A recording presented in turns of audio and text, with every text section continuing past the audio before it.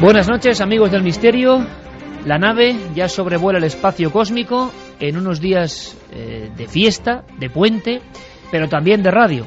Y esta noche, lo estaba pensando mientras escuchaba estos acordes mágicos de Gianni, otro de los genios de la canción cósmica, decía: esto es la radio, la mesa de redacción.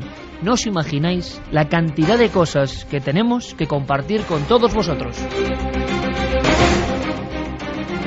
Noel Calero a los mandos de la nave, nuestro compañero Carlos Largo, Alberto Granados y todo nuestro plantel. Hay un montón de cosas de las que informar. Por ejemplo, vamos a hacer un viaje, para mí, al rincón más extraordinario que revela, y es una devoción personal, que quizá en la antigüedad más remota ocurrió algo. Sería bonito pensar en eso, ¿verdad? Que en la humanidad de los tiempos más nebulosos y antiguos hubo encuentros extraordinarios y que de alguna forma quedaron grabados en el suelo. Podemos debatirlo esta noche. ¿Fantasías o cosas reales? Y estamos escuchando, como digo, a Gianni en la Acrópolis, ni más ni menos, en otro lugar de poder. Vamos a hablar de las conspiraciones. Atención, porque pueden saltar chispas esta noche. Queremos vuestra opinión, porque han salido varias listas, han dado la vuelta al mundo, ya que se habla mucho de conspiración a todos los niveles. Resulta que en Estados Unidos, que siempre van por delante, nos pese o no, han hecho una lista de las conspiraciones más importantes. Os adelanto algo: el gobierno de los Estados Unidos detrás del 11S, que no lo digo yo, ojo, que lo dicen los propios norteamericanos, o esa creencia que se ha imbricado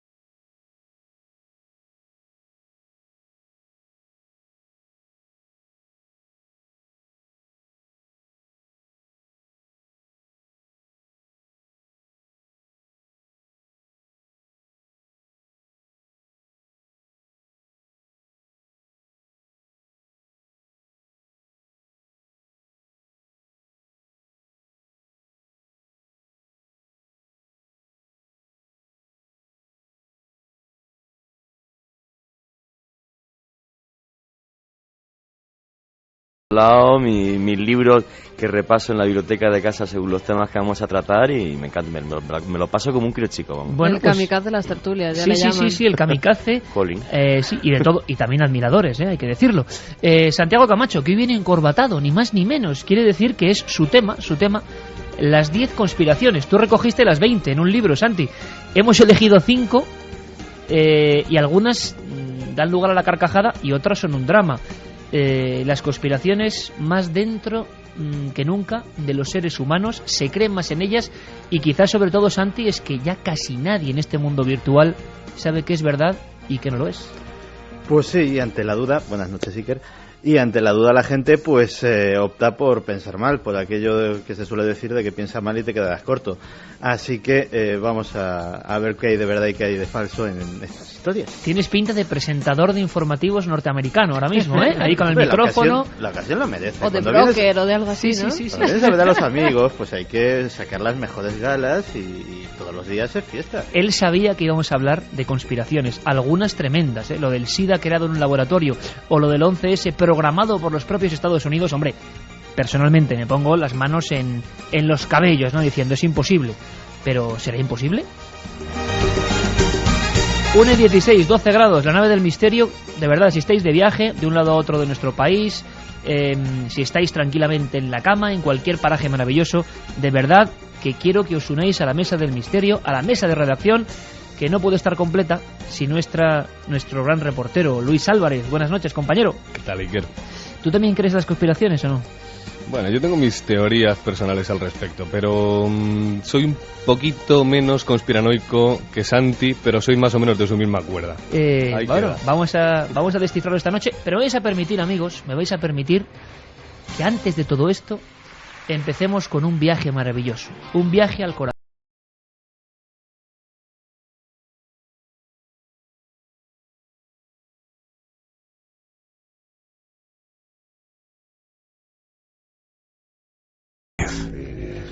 Cadena Ser. Cuéntanos algo desde el otro lado. SMS al 7640. Escribe la palabra milenio, espacio y lo que nos quieras contar. Comentaristas de Milenio 3. Siempre al otro lado.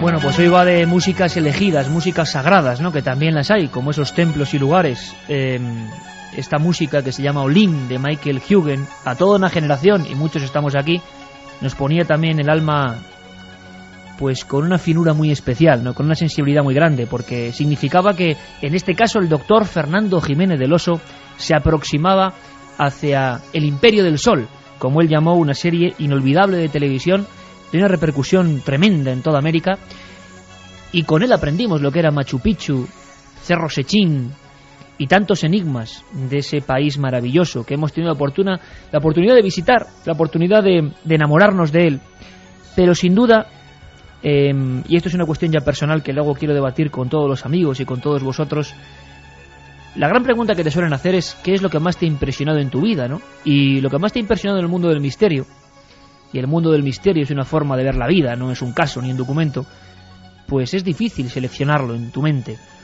Yo desde luego uno de esos momentos cumbres sería volando sobre la pampa colorada de Nazca, cuando uno de los pilotos, Luis Prieto Mugaburu, me decía que estábamos ya sobre un lugar conocido como el Cerro de los Astronautas, y simplemente imaginar la presencia de una figura que parece eso, un astronauta, descubierto en 1961, un astronauta 8 años antes de que el comandante Armstrong pisara el polvo del suelo lunar. Un astronauta que mide 32 metros, como un edificio, como un bloque de pisos, que levanta el brazo y que con sus 2 óculos u ojos redondos vigila el espacio. Y el misterio es que fue creado ahí al mismo tiempo prácticamente que nacía Jesús de Nazaret. Sobre todo que quienes construyeron eso nunca pudieron verlo. Qué gran misterio, simplemente a los ojos de un periodista que ahí estaba intentando fotografiarlo. Bueno, pues me gustaría dedicar estos primeros minutos no a Nazca y al misterio, sino a todo el Perú. Sabemos que tenemos muchos amigos que nos siguen aquí y allá, y sobre todo porque si hay un país con arqueología misteriosa es ese, y porque últimamente esa región de Ica, Nazca, Pisco, Palpa ha sufrido, y lo hemos visto, un terremoto, uno de los peores terremotos del siglo. Un terremoto de casi llegaba al límite de la escala Richter. El Museo de las Piedras de Ica se ha venido prácticamente abajo. Un sinfín de yacimientos podían correr peligro. Y mucha gente nos preguntaba, ¿qué pasó con las líneas de Nazca? Caramba, las líneas parece que siguen ahí. Los yacimientos antiguos, pasa mucho esto en Perú, se caen las casas nuevas y los antiguos permanecen enhiestos, como desafiando con su grandeza. Y aún hay más. Es que nos hablan de nuevas líneas y el hallazgo de una inmensa ciudadela en Nazca. 24 kilómetros cuadrados de misterio que acaba de ser revelado en ese lugar de los secretos. ¿Es posible? ¿Qué está pasando? ¿Cuál es la última hora? Yo me honro de tener un amigo que es Eduardo Herrán, comandante jefe de pilotos de Aerocóndor, persona básica para que Nazca fuese nombrada Patrimonio de la Humanidad y hombre que ha cartografiado en vuelo aéreo toda esa costa del Perú. Ha descubierto él personalmente más de 380 líneas y figuras. Y creo que hay sorpresas, y se me pone siempre la carne de gallina cuando conectamos el estudio A1 con las llanuras de Nazca. Don Eduardo Herrán, buenas noches. Y Carten, muy buenas noches, y muy buenas noches a la gran legión de seguidores de tu programa. Nuevamente es un muy gran gusto el poder primero saludarte y saludar a todos por allá, y segundo ponerme a tu disposición para todas las respuestas a las preguntas que tú nos quieres hacer. ¿Cuántas líneas, figuras tú has descubierto personalmente, Eduardo? Bueno, de la última conversación contigo tenemos 4 dibujos adicionales, que en realidad más que descubrimiento, como te lo comenté en nuestra conversación pasada, yo creo que son redescubrimientos. De alguna manera esta hermosa y mágica tierra nos está permitiendo, por una serie de fenómenos naturales, en este caso los vientos conocidos como, y han hecho un barrido, ¿no? Lo que ha ocasionado, bueno, que descubramos algunas más. Hasta la fecha ya tenemos 329, pero la parte interesante, mi querido Iker, y para todos nuestros amigos que están escuchando el programa, es que no solamente estamos trabajando la zona de Nazca, como bien tú lo conoces, porque el área de influencia de estas culturas que habitaron la costa sur del Perú desde la época del 800, 900 antes de Cristo al 700 de nuestra era, nos está permitiendo descubrir también geoglifos alucinantes, increíbles, en los valles de Ica, que están cerca de 170 kilómetros al norte de Nazca. Hemos encontrado uno muy parecido al astronauta ese que tú conoces tanto. ¿Qué me dices, Eduardo? ¿Qué me dices? Sí, es increíble, ¿no? Pero en vez de tener la cabeza de lechuza, como es el caso que está en Nazca, el que hemos identificado aquí en Ica tiene un felino, es una cabeza felínica y un cuerpo de felino, cosa que es impresionante por lo que representaría, ¿no? Esto correspondería a los periodos culturales mucho más antiguos que los nazcas. Estamos hablando de Paracas Cavernas, 400, 500 años antes de Cristo, y algunos chavines del 800 en 1000 años antes de Cristo. O sea, estamos hablando casi de 800 o 900 años antes de la aparición de la cultura nazca. Ya las sociedades que se afincaron en estos valles habían comenzado a hacer geoglifos, ¿no? Eso de por sí es muy alucinante. Son los últimos estudios que estamos trabajando en estos últimos 2 años aproximadamente, y nos estamos encontrando pues con una serie de evidencias que, como tú bien sabes, y a nosotros nos satisface muchísimo, están de alguna manera reescribiendo, ¿no? Y reacomodando algunas partes de la historia, que de alguna manera pues tenemos que compartirlas en estos misterios que nos envuelven en esta parte del planeta, ¿no? Pocas cosas, ¿no? Tan sugerentes, tan atractivas a nivel audiovisual como las imágenes de Nazca, que siempre animamos desde aquí a que se descubran por uno mismo, pero si es posible con guías de tu experiencia y de tu conocimiento. Por cierto, mira, me acaba de llegar por teletipo y me gustaría que me sacaras de dudas. A mí me ha sorprendido y he hecho que un poco se investigue antes de llamarte, pero hablan de un arqueólogo italiano que asegura que se ha descubierto un gigantesco templo enterrado y sellado, y habla de unos 24 kilómetros cuadrados. Se ha repetido por varias agencias de noticias, y este señor se llama Giuseppe Orefici. Orefici. ¿Y qué es esto exactamente, Eduardo? Traducido como tú sabes, ¿qué es esto? Claro, te comento, Giuseppe es un muy buen amigo de Perú y un hermano de Nazca, que ya está trabajando, este año cumple 25 años haciendo excavaciones en la zona. Ha conseguido en los últimos 10 años hacer unas excavaciones que están arrojando pues unas luces muy hermosas y muy fuertes de lo que es la relación de las poblaciones que trazaron y utilizaron los dibujos. Esta ciudadela está en el margen sur-oeste del río Nazca, más o menos a unos 45 kilómetros de la ciudad de Nazca, ¿no? Como tú dices, son alrededor de 24 o 25 hectáreas. Ya se puede visitar. Hay unas pirámides alucinantes, unos cuartos, paredes con dibujos escalonados, y tú puedes ver pues las tumbas completas, no disturbadas. Está arrojando muchísimas luces, Y desde ya, hace un momento justamente, más bien, mira, me hiciste acordar, si bien es cierto hemos sufrido un terremoto, como te comentaba fuera de registro hace un rato, que para los pobres ha sido un cataclismo, porque casi el 98% de las casas de la gente marginal viviendo alrededor de las ciudades han colapsado, están en tierra completa, no ha quedado piedra sobre piedra, y al resto, bueno, a los que tenemos un poco más, hemos sufrido una gran catástrofe, pero el aspecto de carreteras ha sido milagrosamente acomodado en muy corto tiempo. A los 15, 20 días del gran terremoto, ¿verdad? Esto comenzó a funcionar de nuevo. O sea que se puede viajar a Nazca, Eduardo. El mensaje es que se puede viajar a Nazca perfectamente a ver las líneas. Perfectamente, hermano. Las aerolíneas están continuando sobrevolando, se han realizado nuevas inversiones, ¿no? Tú bien sabes, y tú eres una de las personas a las que el Perú y Nazca, y yo personalmente te tengo que agradecer mucho, porque a lo largo de estos últimos años eres uno de los impulsores vía radiales de que vengan y conozcan Nazca, y eso realmente es algo imperecedero, y en algún momento estoy seguro que vamos a tener que buscar una condecoración para mi amigo Iker por el trabajo de difusión que hace de esto, y todas las inversiones están funcionando. O sea, Ita, Nazca, Paracas, Chincha, Cañete, que ha sido un terremoto, ojo, nunca en la historia de los terremotos del mundo ha habido un terremoto que longitudinalmente tenga cerca de 250 kilómetros con escala 7.9. O sea, es brutal lo que ha sucedido, pero estamos de pie. Por fortuna, podríamos decir, Eduardo, que las líneas lo aguantan todo, ¿eh? Y los, digámoslo así, hallazgos que estáis ahí conservando, lo aguantan todo. Han vivido tanto a lo largo del tiempo que un terremoto más o menos no va a borrarlas de la faz de la Tierra, ¿verdad? Bueno, yo creo que es como los grandes cóndores, ¿no? Los terremotos lo que hacen es mover la luna, pero siguen volando. Muy lindo, hermano.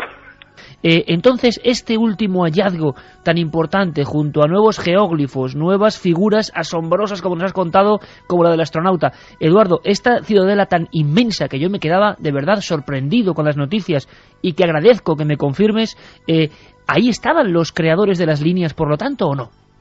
Así es, allí han estado, sin lugar a dudas. O sea, y la investigación, la fuerza científica del trabajo que está haciendo Giuseppe confirma de que la gente que trazó y usó los dibujos estuvo viviendo en los valles. Ahora, nuestros amigos en común, tanto es el doctor Edith von Däniken como Juanjo Benítez, del cual soy un ferviente admirador, no, sin duda que tienen. Es imposible pretender pensar que solamente los que vivieron y usaron los dibujos tuvieron o no tuvieron contacto con seres de otro planeta, ¿no? Yo creo que las investigaciones están avanzando de una manera tal que hoy podemos saber de que hay microbios o bacterias de Marte, ¿no? Sabemos que las han encontrado en los polos, en medio de estos meteoritos que viajan por todo, hasta interestelares. Entonces, lo que se viene a futuro es sumamente halagador, ¿no? Ahora, tú bien sabes que mi trabajo es más bien, si bien es cierto que yo utilizo los aviones para volar, pero tratamos de avanzar lento, con paso seguro, que es lo que está haciendo el doctor Giuseppe Perenzi, sí que es lo que trato de hacer yo cada vez que descubrimos o encontramos cosas nuevas. O sea, tratar de no aventurarnos demasiado, porque lo que estamos encontrando es sumamente importante. Pues desde luego, Eduardo, que nos fiamos plenamente de tu criterio, ni a un lado ni al otro, en el justo término medio, como decía aquel sabio, y desde luego observando, ¿no? Tú que tienes el privilegio de hacer como el cóndor, nunca mejor dicho, y observar todo aquello cada día, que yo creo que es un gran tesoro que hay que conservar entre todos, y que lo que me encantaría, maestro, es poder estar contigo y recorrer las líneas de Nazca cámara en mano y poder enseñárselo a millones de personas, porque hay gente que ve las líneas de Nazca, gente que tiene sus teorías, pero muy poca gente que las siente en el corazón, y yo creo que tú eres uno de ellos. Así que mi abrazo cósmico y todo el abrazo de esta audiencia que te está escuchando seguro embelesada, imaginándose, como siempre que hablas aquí en la cadena SER en España, cómo están ahora mismo, a estas horas de la noche en España, esas maravillosas líneas de Nazca, que para quien crea que está todo descubierto, ahí está la muestra. No está todo descubierto, sigue habiendo sorpresas. Don Eduardo Herrán, amigo, un fortísimo abrazo desde España. De igual forma, Iker, y nuevamente quiero reiterarte mi admiración y mi agradecimiento por todo el trabajo que vienes realizando para difundir esto. Hay nuevos descubrimientos, hay nuevas cosas, y cada vez que vengan por acá lo vamos a recibir como siempre con los brazos abiertos. Y un tip adicional es de que quiero que por favor chequeen, hay una nueva página web que hemos colgado en la red que se llama www.nazcanews.com, donde van a poder todos los avances de las investigaciones, los nuevos descubrimientos y las fotografías, a efecto de poder compartir con todo este mundo maravilloso al cual nos dirigimos en este momento los trabajos que estamos realizando en estos últimos días. ¿Sí? Pues dicho queda, don Eduardo, un abrazo grandísimo y como siempre, seguimos en contacto. Muy amable, Iker, un fuerte abrazo a todos y a seguir volando. Cuídense mucho.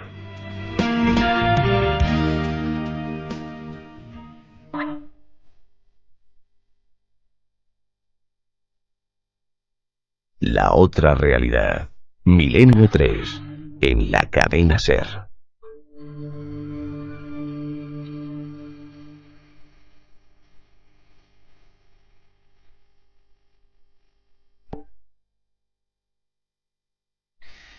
Uno y 32. Qué grande es Eduardo Herrán, el hombre que lleva pues unas 20.000 horas de vuelo sobre las pistas que he descubierto, y ahora mismo Carmen, Juanje y Carlos están fijándose en esa página web que él dirige con otra mucha gente. Como digo, uno de los personajes fundamentales para que esto sea patrimonio de la humanidad, el cartógrafo aéreo de las líneas de Nazca. Líneas y figuras. Están viendo esa web de nuestro amigo Nazca News, Nazca con Z, News como noticia, todo junto, y estabas viendo ahí, todojunto.com, ahí estabas viendo el degollador, por ejemplo, que es algo, mira, a mí yo entiendo que me apasiono, pero... ET, de 41 metros de largo, ubicado cerca del mirador en la Pampa de Jumana. ¿Y qué es? ¿Qué estáis viendo ahí? Pues parece una gran cabeza, con ojos completamente redondos, como una especie de cuerpo con las manos hacia arriba y las piernas separadas. Como un feto volando, ¿verdad? Un feto, sí. Le llamaron el ET porque en ese año que se descubrió estaba en boga, además, la película. ¿Cómo es posible? Mide 41 metros, si no me equivoco, ¿no? 41 metros de largo. Por favor, poner una figura de 41 metros. Yo no sé si Santiago y Luis también la están viendo. Sí, la estamos Esto viendo. Estamos todos llenos aquí de pantallas de ordenador al tiempo que de documentos y papeles. Bueno, ¿qué os parece? ¿Qué os demuestra? Mesa de redacción completamente abierta. Recogemos ahora Testimonios 7640. Si queréis visitar esa web, porque hay algunas fotos sorprendentes, las más extrañas, vamos a decirlo así. Y por supuesto que nos une un apasionamiento con este tema, porque claro, de un sitio que está cartografiado hasta por los programas de internet, más o menos, ¿no?, que satelitalizan el programa, el planeta, que todavía queden lugares para encontrar una ciudadela de 24 kilómetros cuadrados de extensión. Bueno, al parecer las 100 figuras se descubrieron también gracias a esas fotografías satélite. Fueron allí para comprobar in situ si de verdad eran nuevas líneas, porque muchas de ellas se están destruyendo también por la gente misma que vive en aquella zona. Y sí, hay nuevas figuras, dice que las van a analizar una a una, que van dentro de poco pues a hacer esos dibujos desde la Facultad de Literatura y Ciencias Sociales de la Universidad de Yamagata. Japonesa. Han sido los descubridores de estas líneas, pero ya en el año 2000... Pero estas son unas, y luego las de Hernández y otros astronautas son otras, vistas allí a vuelo de pájaro. Pero fíjate, se descubren después de que en el año 2000 el Instituto Nacional de Cultura revisara punto por punto toda la zona para ver si había nuevas líneas, y ellos no encontraron nada. En cambio, ahora, gracias a los satélites, a las nuevas tecnologías, desde un ordenador, alguien ha podido ver todas esas nuevas líneas que se han descubierto. Pero hay algo más, lo decía Eduardo Herrán, que los vientos han peinado el desierto, han movido partes de la arena y han resuelto nuevos retratos que estaban bajo la arena. La pregunta es, ¿qué más habrá bajo la arena? Yo pienso que mucho más, sí, que ten cuidado, que en el sentido de que es toda la costa del Perú. Ahí se encontró el mayor tesoro arqueológico del siglo XX después de la tumba Tutankamón, que es el Señor de Sipán. Pero, por ejemplo, las pirámides de Tumbes, que es una ciudad mochica muchísimo más importante que Sipán, siguen sin excavarse. O sea, habrá posiblemente mayores tesoros ahí.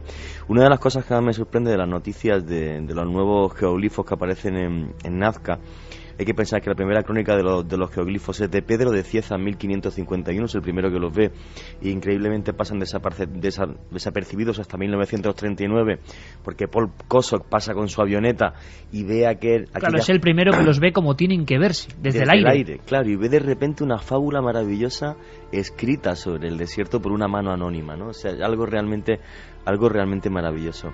Y un detalle, Juanje, que tú me has traído documentos, hay incluso más antiguos. O sea, en ese pueblo, sí. En el Perú, yo quizá puedo ser muy fantasioso, muy bien, me parece bien, pero parece que pasó algo en la antigüedad más remota, ¿no?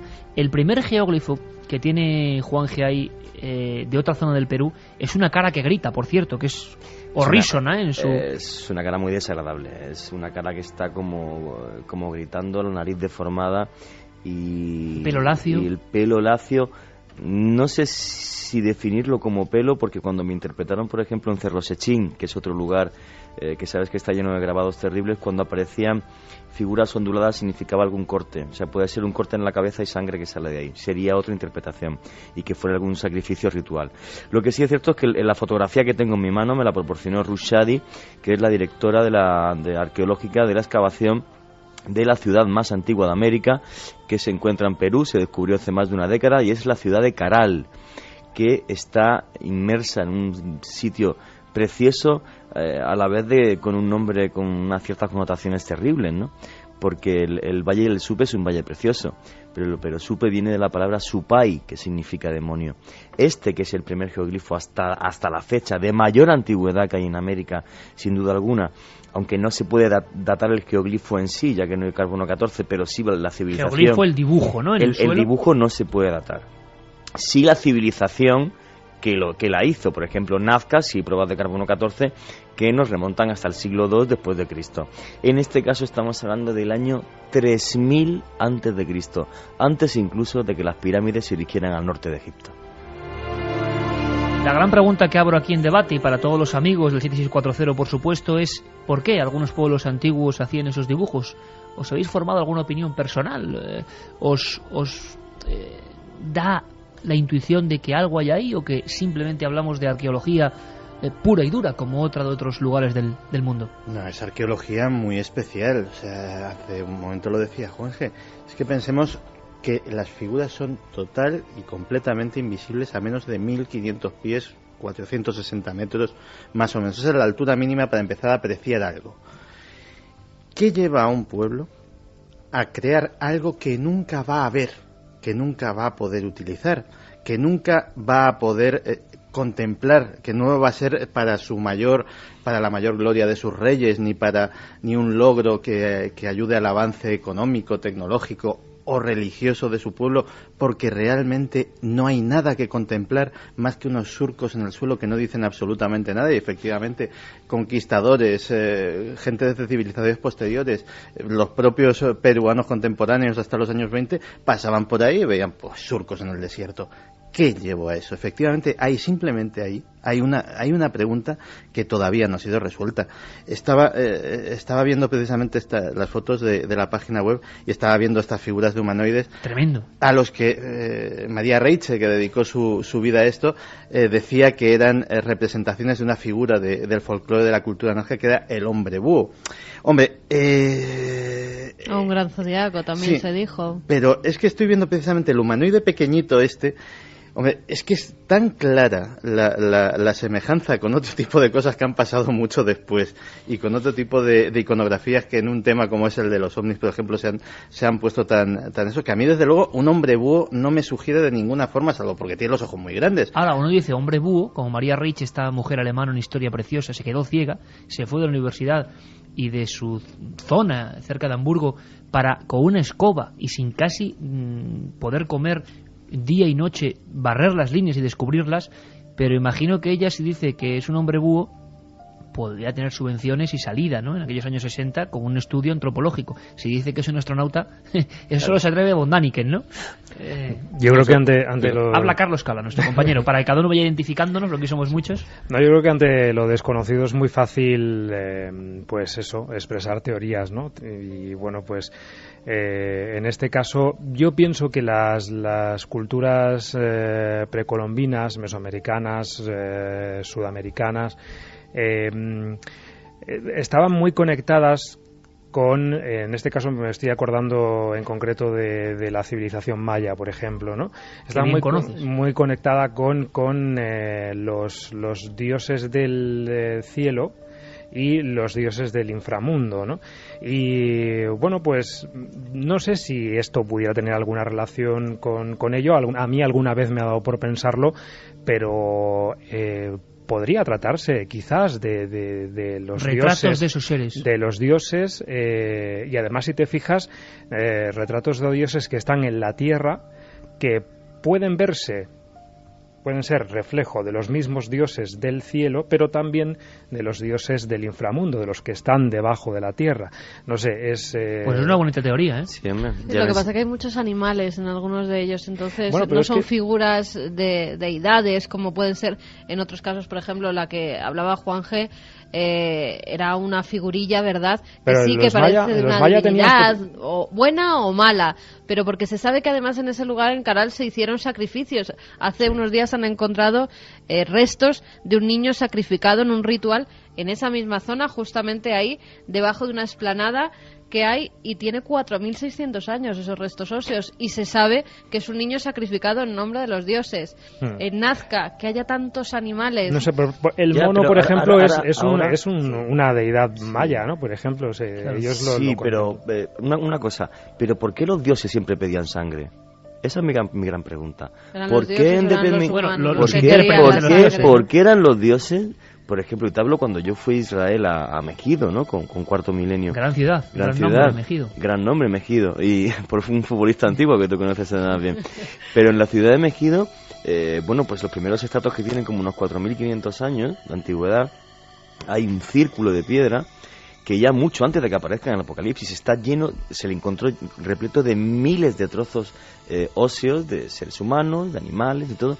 ¿Por qué esa manía de ciertos dioses en algunos lugares de pedir eternamente sangre? Eso es una cosa que siempre me ha llamado la atención. Hay una cosa curiosa, hablábamos de Erich von Däniken antes, y fíjate que nosotros tuvimos el privilegio, nunca estuve en Nazca, ¿no? Pero estuvimos en Interlaken. Pero he estado con Däniken, que no es poca cosa. Claro, que no está mal. Además, en esa oficina que tenía, que ya está cerrada esa... Que, por cierto, Luis, permíteme, solo una pequeña cosa, pero el primer libro que arrasó en el mundo de Erich von Däniken, hemos contado mucho la historia, nadie creía en él, vendió 40 millones de ejemplares, tenía un título que para mí, por lo menos, es que expresa lo que hay en Nazca, ¿no? ¿Qué título, no? Recuerdos del futuro. Sí, y además él, fíjate si le impresionaría aquella visión y aquellos viajes que hizo cuando todavía era un muchachote, ¿no?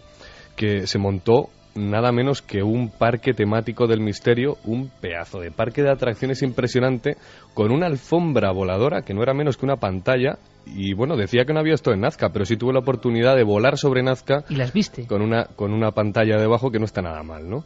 Hace tiempo que dijimos que deberíamos de viajar allí, y creo que es una oportunidad como nunca ahora la hemos tenido antes para filmar un reportaje. Pero fíjate, que en cualquier caso, yo sí que creo que son los dioses. Y además ha habido un par de cosas que me han parecido muy sintomáticas. Y me ha recordado, fíjate, desde lo general a lo particular, desde lo grande a lo pequeño, a un reportaje que hicimos sobre cuevas. Y es ni menos que estas figuras que podrían representar, ¿no? Porque al final siempre se pregunta uno, ¿no? ¿Y este mono que hace aquí? ¿Y esta pedazo de imagen grande como de un astronauta saludando qué es, no? Pues es que esas cosas las hemos visto en las cuevas, las hemos visto en todo el occidente asturiano y en las representaciones de Lascaux, Nyon, Le Treffers en Francia, que son algunas de las cuevas más importantes, ¿no? Bueno, ¿y qué podría ser? Pues el hombre se pregunta desde siempre lo mismo, ni más ni menos, desde hace 330.000 o 3.000 años o hoy día, ¿no? Que estamos en 2007. ¿Pero esas figuras que son? ¿Parten de la mente humana o creéis que esos dioses alguna vez que sí. Yo creo que fueron vistos? Ellos cerraban los ojos y los veían, no puede haber otra explicación. Y siempre se ha dicho, ¿cómo ¿cerraban los ojos? ¿Te refieres a experiencias de si te has comido medio kilo de peyote, sí, pero alterada? Si no cierras los ojos y ves oscuridad, bueno, hay gente que utilizando una técnica que se llama respiración holotrópica, que ya hablaremos con ello relacionado con cienciología, sin consumir ningún tipo de sustancia, puede ver perfectamente todo esto, ¿no? Y es una alteración de la conciencia, y precisamente esos son los seres de ese otro mundo que es mucho más cercano del que pensamos y que es el inconsciente, nada menos. Pero aún así, ¿cómo los fabricaban? ¿Cómo los fabricaban? ¿No? Pues Como, la matemática daría una explicación, claro. Es muy difícil ver cómo te queda la figura. Sigue habiendo teorías porque no se sabe bien. Pero hay una cosa que sí me gustaría dejar clara. Estamos hablando de una civilización muy antigua, en este caso Caral o Nazca, una de 3.000 años, otra de 2.000 años, de 5.000, perdón, y otra de 2.000 años de antigüedad, que nos deja una serie de figuras asombrosas de una especie de dioses o de seres de otra dimensión que parecen tener contacto con ellos. Pero a lo que voy es una cosa que me parece muy clara. Es que nos dejaron una tecnología imposible para su tiempo. Yo es que creo que eso es lo que podría... Las pistas de Nazca nadie sabe a ciencia fíjate, cierta me decía cómo Bondani se hicieron, perdona. A día de hoy que alguien me haga la pirámide de Gizera de Keops, es que esa conjunción de factores, de algo muy palpable, de tecnología imposible, con esos seres extraños, a mí me indica que no sé, que quizás la historia, algo no se nos escapa de la historia. Me sabe mal ser un poco el que dice esto, pero es que creo que pensamos muchas veces que los antiguos eran idiotas, y seguramente no lo fuera, ¿no? Ahí están, esas pruebas están ahí, y de hecho están, es decir, podríamos inventarnos 1000 teorías, ¿no? Qué fácil sería decir que bajaron los extraterrestres y los construyeron como se hablaba en los 60, en los 70, en los 80. No, arriesgado. ¿no? Arriesgado, pero se dijo, y parece que cada vez va perdiendo menos fuerza. Pero fíjate, hay una cosa curiosa. Hablábamos de las cuevas y decíamos, y ha habido un detalle que me ha hecho saltar la alarma, y es que nos comentaba en esta crónica nuestro compañero, creo que era Eduardo Herrán, sí.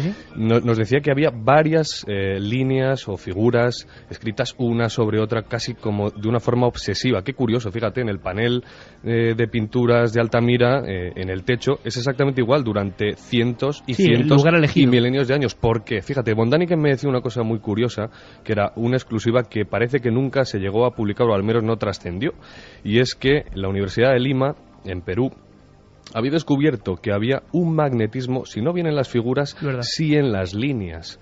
¿Por qué no podemos aceptar que el ser humano hace a lo mejor 3.000 años tenía una capacidad sensorial distinta a la que nosotros podemos tener, y porque nos hemos olvidado con tanto aparato, ¿no? Bueno, una cosa muy importante, como es imposible y tenemos tantos temas, y lo que queríamos era, nunca mejor dicho, planear por Nazca, saber que las líneas no han sido dañadas por este cataclismo, cada uno de los miembros de la mesa de redacción puede decir algo. Santiago, ¿quieres decir algo? El cataclismo no, pero sí que no quería que acabásemos esto sin hacer una advertencia. Las líneas corren serio peligro. Las líneas, no solamente por el cambio climático, que está empezando a llover más de la cuenta en Nazca, sino que la autopista panamericana pasa por medio de la pampa de Nazca. El pobre lagarto de Nazca le quitó 2 patas, las 2 patas traseras.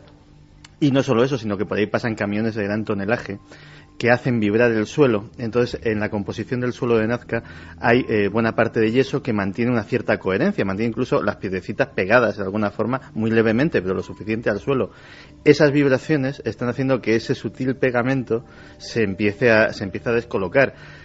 Habría que pensando que este patrimonio de la humanidad, que lo es oficialmente por la UNESCO, como tantos otros, está sometiéndose a un severo deterioro, y lo que no han podido hacer miles de años, en apenas décadas está sucediendo. Y lo está haciendo el hombre, que es curioso. Yo recuerdo cuando llegué a Perú que algunos gamberros con todoterrenos habían destrozado la figura del perro. Acabamos con un detalle que son una batería larga, si te parece, Carmen, de lo que piensa la gente, porque ahora vamos con las conspiraciones y aquí van a saltar chispas, lo sé, porque los temas en los que nos vamos a meter son tremendos. Vamos a empezar con una encuesta en Estados Unidos y quiero vuestra valoración. Nos vamos a conectar en unos instantes con Javier del Pino, con Washington, corresponsal de la SER. Sorprendente encuesta en Estados Unidos que nos va a dar paso a las conspiraciones. Antes de esa batería me gustaría solamente un detalle, es una pequeña anécdota, ¿no? Dejamos que la gente, como siempre en este programa, vaguen por información, por documentación, y es más fácil que nunca, y descubran Nazca, y ojalá la puedan visitar. Pero hay una cosa que a mí me sobrecogió especialmente. Yo recuerdo que acababa de morir Maria Reich cuando yo llegué, y Maria Reich, esta alemana que dio fama internacional con su vehemencia y con su vida dedicada a las líneas en mitad del desierto, 40 grados, tenía un defecto, ¿sabéis cuál? Es muy curioso. Tenía una mano con 5 dedos y en una tenía 4. Cuando desempolvaba con su escoba figuras concretas de Nazca, se dio cuenta de que muchas de ellas, la inmensa mayoría, tenían 5 dedos y en la otra 4. Cosa que no deja de ser tremenda, que tú tengas eso y las figuras tengan exactamente eso. Sincronicidad, se dice. Total. 7640 para la hora de milenio. Por cierto, Carmen, antes de nada, 23 de noviembre estamos en Vitoria. 23 de noviembre estamos en Vitoria. Ya lo sabe todo el mundo. Vamos a empezar a las 12 de la noche. 12 de la noche. ¿En Mendizorroza? Mendizorroza, pabellón Vitoria. Como siempre, las entradas gratuitas en Vitoria para toda la gente. Y hay un cupo amplísimo de entradas que se pueden solicitar por SMS si viajáis desde fuera de Vitoria.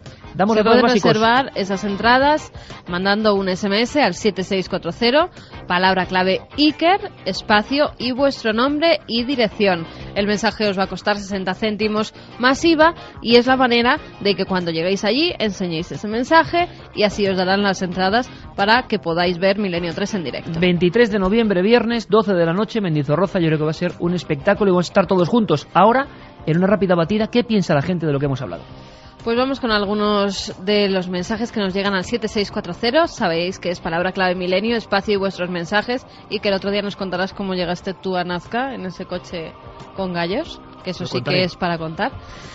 Nos preguntan que por qué la humanidad ha progresado tan lentamente a lo largo de la historia y tan rápido en el siglo XX. ¿Ayuda de los dioses? Ricardo dice que los sacrificios se ofrecían a los dioses porque la vida es el más preciado ser que se tiene. Bueno. También Marina nos dice que si tienen que ver estas figuras con las encontradas en algunos gigantescos campos de maíz. No.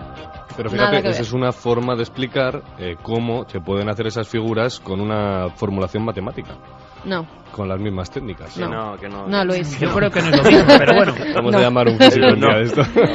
No, porque las líneas de los dibujos que aparecen en el maíz, se sabe que muchos de ellos se pueden fabricar y incluso hay gente que si vas a Inglaterra te los fabrican. Bueno, y esto sería igual. Luis, vamos a ver, te voy a explicar. Las líneas de Nazca, la única datación que hay de carbono 14 es del siglo V después de Cristo, de un trozo de estaca de madera que ve en cada una pista. O sea, eso diría que con la estaca y madera se podría hacer igual que los círculos de maíz. Entonces, ¿qué explicamos? ¿Que bajaron los pero dioses y los hicieron ellos? No, perdona. No sé. diferencia. El hombre lo tuvo que hacer, alguna manera tuvo que tener. Efectivamente. Lo único que yo estoy diciendo y que sugiero no es que las pistas de Nazca lo hicieron los marcianos. No, que eso no le ni sostiene nadie ya. Ni tampoco la Gran Pirámide de Gizeh.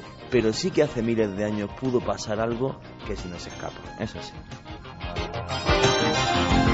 La sangre es la vida y quien domine la sangre domina la vida. A la gente, al pueblo, mediante la religión basada en el miedo, en la sangre, dominaban todo.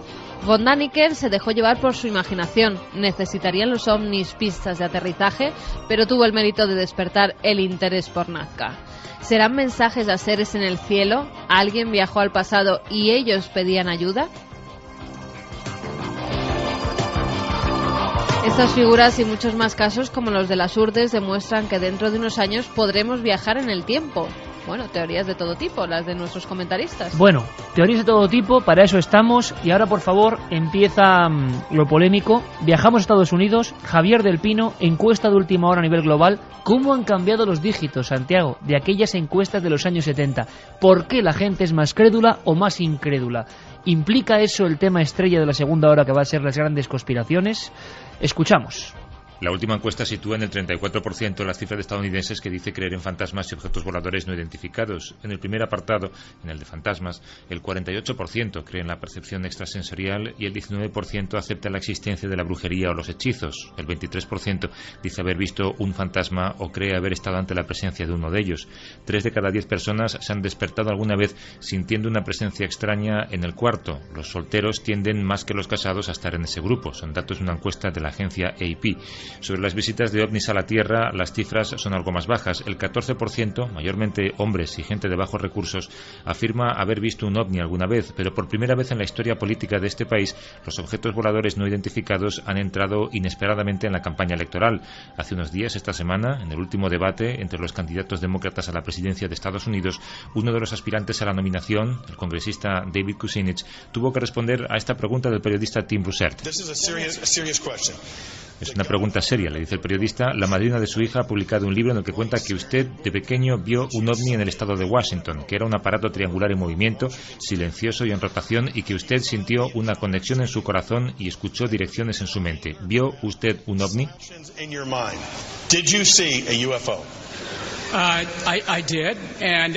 Sí que lo vi, responde Kucinich titubeante. Era un objeto volante no identificado y lo vi. Pero recuerde que también el expresidente Jimmy Carter dijo haber visto un ovni, y más gente en este país ha visto ovnis. Uno de esos objetos voladores no identificados es la presidencia de George Bush. La broma le sirvió a Kucinich para salvar la cara ante el 86% de la población que no cree en ovnis, si bien es cierto que Kucinich tiene más posibilidades de ser abducido por extraterrestres que de ganar las próximas elecciones.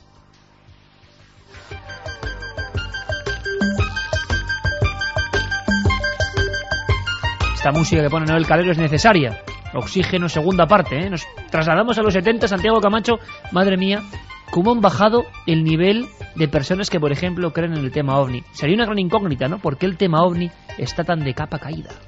Porque parece que nos han dejado. Parece que nos han abandonado y parece que hace bastante tiempo no hay grandes casos. O eso, o lo que yo creo, que es que realmente lo que se ha perdido es el interés mediático. Bueno, en directo vivimos aquí como algo cruzó por los cielos y todavía a día de hoy no sabemos lo que era. Bueno, pero prácticamente era un bólido. Con sí, muchas hipótesis, no oficial desde defensa.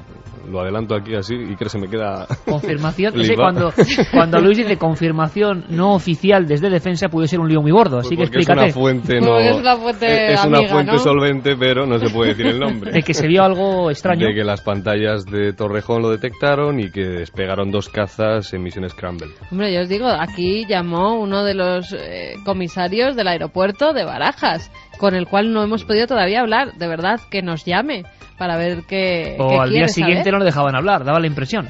Pues Santiago, no sé. seguías comentando que el bajón es por eso. Supongo, porque a fin de cuentas no en todos los países existe un programa como Milenio 3. Generalmente el concepto de lo que es noticia y de lo que no es noticia en la prensa ha variado mucho. Y realmente, pues efectivamente, cuando veíamos en los periódicos de los 70, los periódicos españoles, pero también en los periódicos internacionales, en grandes cabeceras, estoy hablando del New York Times, del Washington Post, que si no en primera plana, por lo menos en páginas interiores, sí se hacían eco de este tipo de cosas. Pues ahora, realmente, si llega un teletipo, si es que llega a una redacción diciendo que ha habido un ovni, que lo ha visto tal o cual cowboy en tal o cual planicie del estado de Michigan, pues no le hacen gran caso. Con lo cual, realmente, es que ahí se nos está juntando el hambre con las ganas de comer. Si ha bajado un poquito la casuística y encima los pocos casos que hay no se recogen, pues realmente... Pues fíjate que yo creo que puede ser también por falta de resultados. O sea, porque se han conocido muchísimos casos e incluso se ha tenido acceso a expedientes X, ¿no?, relacionados con avistamientos de OVNI, incluso oficiales, pero después tampoco se ha llegado mucho más allá. Quiero decir, tampoco ha habido una constatación de qué es eso, qué ha sido ese OVNI. O sea, después de haberse desclasificado todos esos documentos, pues la respuesta ha seguido siendo la misma, era un OVNI. Y eso nos deja con una sensación de impotencia tremenda. Pues fíjate, yo para variar no estoy de acuerdo. Y es que, no, efectivamente, lo siento. Pero con nadie, además. No estoy de acuerdo. Como debe ser. Como debe ser. No estoy de acuerdo, porque recuerdo cuando investigamos, por ejemplo, el caso Manises, ¿no? Y un juez militar pone una aeronave de procedencia desconocida, propulsada por una energía desconocida, ha atravesado esta noche los cielos de España. Eso ya para mí es algo increíble. O sea, no vienen de Marte y tal, pero un objeto volante no identificado reconocido en un documento oficial por el ejército. La pregunta es por qué no pasan casos como Manises. Pero no solamente casos como Manises, sino recuerda aquellos casos de los años 50, 60, desembarco de extraterrestres en Aznalcóllar. Sí, famoso, hombre, claro. Con Juan el Palmareño. Efectivamente, y unas cosas increíbles. Al lado de tu tierra, por cierto, Carlos. Y de repente han dejado de desaparecer, y casos. Luego el interés mediático también, el machacar estos temas en televisión y todo esto, ha hecho que la gente hable mucho menos. Pero bueno, casos sigue habiendo, ¿eh? Hay páginas que recogen día a día los avistamientos a nivel mundial que hay, y todas las semanas mínimo hay 20 avistamientos. Para la segunda hora, el gobierno de Estados Unidos detrás de del 11S, digamos grandes conspiraciones que están ahora. La cienciología domina Hollywood y sus estrellas. El SIDA creado por el hombre. una del pollo frito, que esa tenemos que contar la parte con Santiago Camacho, porque si no, y los Illuminati, esta especie de secta de poder ocultista desde el siglo XVIII manejando el mundo. Bueno, ¿estos son aberraciones o hay algo de verdad? Lo descubrimos en la segunda hora, en Milenio 3, mesa de redacción. Milenio 3. No os vayáis. Cadena SER.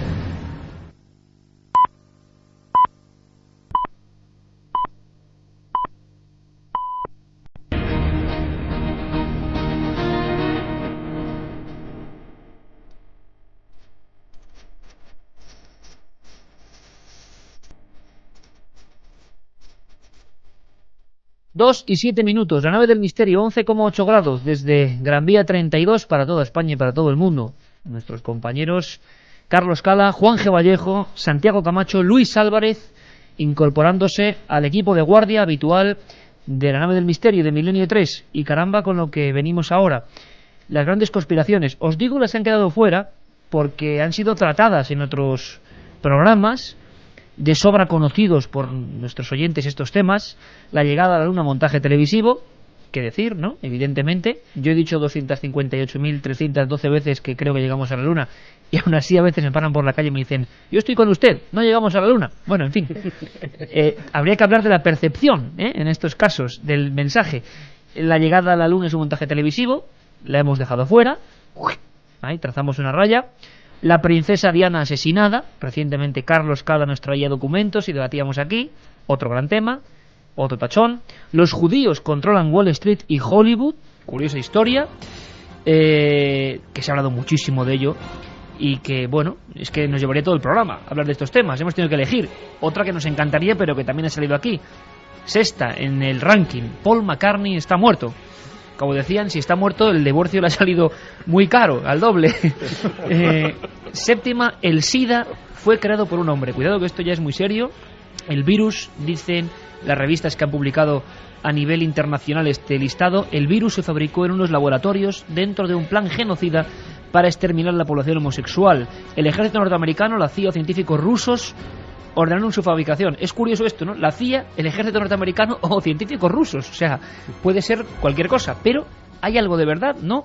Y hay una que hemos dejado fuera, una raza de lagartos, bueno, en fin, ya desde luego los delirios. Y hay una que sí que simplemente lo vamos a comentar en plan cómico, pero es que hizo estragos en su época. El pollo frito, y además determinado pollo frito, causa esterilidad a la población negra. Yo creo que la primera persona a la que vi escuchar, no, de verdad, es que vi que hablaba de este tema, entre sus conspiraciones era Santiago Camacho, pero esto que fue uno de tantos fakes, fraudes, bulos para dañar a compañías, que los hay espantosos, por cierto. Cuidado, que tiene su parte seria y su parte no seria. Vamos primero a la no seria. Efectivamente, ya sabía yo que tú ibas a decirnos aquí algo que nos iba a sorprender. Efectivamente, es una leyenda urbana. Es decir, de hecho... O sea, ni siquiera es conspiración, es leyenda urbana. Es leyenda urbana. Al pobre coronel Sanders le han acusado el Kentucky Fried Chicken de ser del Ku Klux Klan y de por esto haber hecho un pollo frito que solo venden en los barrios negros con un aditivo especial para esterilizarlos. Pero es hasta ese punto ha llegado. Sí, hay una bebida, un refresco que solo se vende en Estados Unidos, que no ha llegado a España, que se llama Tropical Fantasy, que se le achacó también lo mismo, es decir, precisamente porque, por la razón que fuera, le gustaba especialmente a las personas de color, y automáticamente salió a la luz esta historia. Pero eso no quita para que hayan existido ese tipo de planes. Hace unos años tuve el disgusto de enterarme del fallecimiento de un gran periodista con el que había mantenido correspondencia durante mucho tiempo a través de internet. Se llamaba Gary Webb. Gary Webb, en el San José Mercury News, el periódico para el que trabajaba entonces, publicó una serie de reportajes en las cuales ponía de manifiesto, y de hecho fue galardonado por ello, con premios periodísticos importantes en Estados Unidos, en la que ponía de manifiesto que la CIA había introducido el tráfico de crack en los barrios negros, precisamente como una forma de genocidio encubierto, y aparte también, lógicamente, para una cosa que desgraciadamente hacen muchos servicios de inteligencia del mundo, que es como fuente de financiación de sus operaciones clandestinas, que no pueden entrar ni siquiera en el registro de los fondos reservados. Pues Gary Webb, que era un tipo súper vital, que era un enamorado de su trabajo, que era un periodista de verdad de investigación de los que no quedan, que había dado clases en universidades, etcétera, etcétera, pues un buen día, cuando estaba en el apogeo de su carrera, pues le dio por tener uno de esos suicidios misteriosos que nadie se espera, después de estar haciendo planes de futuro, de tener un libro a medio escribir, de decirle a todo el mundo que estaba muy ilusionado con su siguiente reportaje de investigación. Y un buen día, inesperadamente, llegó la noticia del suicidio de Gary Webb, que curiosamente había sido el que había sacado a la luz esta noticia. Así que lo del pollo no, pero otras cosas a lo mejor sí. O sea, perfectamente resumido, como siempre, don Santiago Camacho. ¿Por qué? Porque muchas de estas historias que se pueden recoger con cierta hilaridad y que dan para listas y dan para regocijos momentáneos ahora en el mundo virtual, que rápidamente fluyen, luego esconden algunas cosas que pueden ser graves. Hemos seleccionado 4, por lo tanto: gobierno de Estados Unidos detrás del 11S, cienciología como dominador de Hollywood, SIDA creado por el hombre y Illuminatis dominan el mundo. Lo que nos dé tiempo, porque esta mesa de redacción es así, claro, sería para solo un programa. Ha pasado ya la ola, digamos, más 6 años después de esa jornada en la que todo el mundo recuerda lo que estaba haciendo y que cambia el mundo y que empieza el siglo XXI, evidentemente. El 11S, las Torres Gemelas. Hemos hablado con muchas personas, aquí hemos incluso trazado teorías conspiranoicas. Han pasado 6 años. ¿Le dais alguna verosimilitud a esta teoría tan curiosa? ¿Por qué, como digo yo a veces esa palabra, no me gusta, se imbrica esto dentro de la sociedad norteamericana? ¿Por qué ellos creen esto cuando va en su contra? Yo pienso una cosa, vamos a ver. Me niego a pensar que la CIA articulase en ningún momento y en ningún caso el atentado de las Torres Gemelas. Pero yo creo también otra cosa, y es que todo ya ha sucedido en la historia. Y te voy a contar una historia directamente relacionada con Estados Unidos y que sucede el día 6 de marzo de 1836. Y es la batalla del Álamo. El general Samuel Houston tenía tiempo de sobra para llegar hasta el Álamo y proteger a aquellas 200 personas. Pero dijo, ahí va, si tengo mártires, justifico toda la conquista de Texas, como luego sucedió la anexión de Texas a Estados Unidos, y además el que llegasen por fin hasta California. Estás justificando la conspiración en su más cruda esencia, ¿no? Sí, yo soy la CIA, me entero de que un grupo de árabes va a hacer un atentado. Quizá ellos tampoco llegaron a calcular qué nivel de atentado era, pero dijeron, oye, esto me justifica cualquier invasión que quiera hacer el día de mañana, llámese en Irak, llámese en Afganistán o llámese lo que sea, y crear cierto estado de terror que a mí me interesa. Eso sí. Vamos a ver, el auge de esta historia últimamente, en los últimos tiempos, viene a raíz de un documental que en internet está arrasando. De hecho hay una versión en el YouTube, se puede ver una versión española de él, se llama Loose Change. Loose Change. Unos chavales, sí. además de entre 22 pero y millones y millones de años. visitas, ¿no? Sí, está dividido en 4 partes ese documental y efectivamente está en español, como dices antes. Loose Change yo lo he visto y, hombre, vamos a ver, con el informe oficial del 11S en la mano, prácticamente casi todo lo que se expone allí, hay algunas cosas que son más o menos discutibles, pero casi todo es rebatible. Es decir, ello no quita que sea posible el fondo, que no la forma. Ellos se centran sobre todo en cómo se pudo hacer esto. Pero, y lo hemos visto desgraciadamente, y tenemos la sentencia del 11M hace unos días para atestiguarlo, es que tampoco hay que irse a cosas tan sofisticadas como los que dicen estos chavales. Mira, el propio funcionamiento de Al-Qaeda es lo que se llama un funcionamiento de red sin un líder jerárquico fijo. Te quiero decir, cada célula de Al-Qaeda funciona como una franquicia. Funciona de tal manera que no tiene que dar cuentas a nadie de sus planes, es decir, ellos pueden actuar en nombre de Al-Qaeda, pero precisamente para evitar eso de que si son capturados se pueda ir tirando de un hilo hasta llegar a los últimos responsables y desmontar prácticamente toda la organización, se articulan en lo que se denominan células fantasmas, que cada uno planea sus cosas y vienen prácticamente aislados del total de la organización. Simplemente se arrogan ese tal. Perdona, forma de actuar que le enseñó la CIA a Osama Bin Laden cuando estaba en Afganistán para echar a los rusos. Completamente correcto. Tú fíjate qué fácil sería para un agente, un servicio de inteligencia X, no vamos a poner la CIA, sino uno cualquiera, infiltrarse en una de estas células. Yo digo que soy musulmán, que soy un fanático de la yihad, un yihadista, y no solamente me infiltro, sino que a lo mejor hasta la lidero en un momento dado. Y a partir de ese momento puedo hacer que esa célula haga prácticamente lo que yo quiera y que luego al final quede en nombre de Al-Qaeda. Es decir, sin irte a explosiones controladas, demoliciones controladas, como dicen estos chavales en su vídeo, sin irte a complicados sistemas para lanzar un misil para que estalle contra el Pentágono, sin irte a nada de eso, simplemente ateniéndote a la historia oficial de cómo fueron aquellos atentados, es perfectamente posible que ese grupo completamente aislado creyera estar sirviendo a unos intereses y en realidad estuviera sirviendo a otros, con lo cual no es descartable. ¿Más opiniones, chicos? Pero es absurdo. Yo por lo menos sí lo pienso.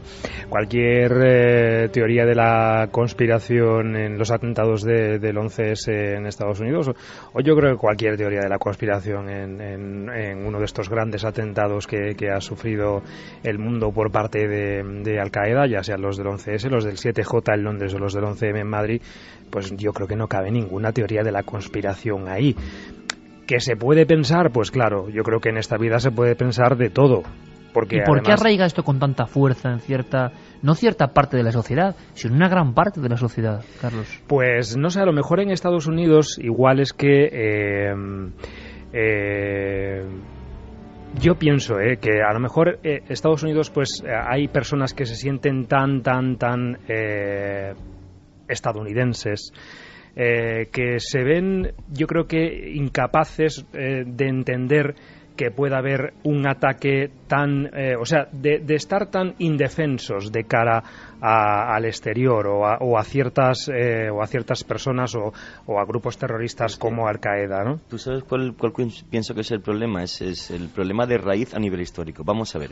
Hay una película que a mí me horroriza porque es realmente mala, pero que tiene un trasfondo a nivel de cómo fue la política norteamericana que es fundamental. Y es Rambo 3, horrible donde las haya, pero de repente ves a un tipo así... Grandes referencias culturales. Melenudo, que dice, oye, fíjate qué frase más importante, estoy con los mujahideen en Afganistán, y le dicen los mujahideen, sí, porque nosotros hemos jurado nuestra vida para que si morimos llevamos directamente al cielo.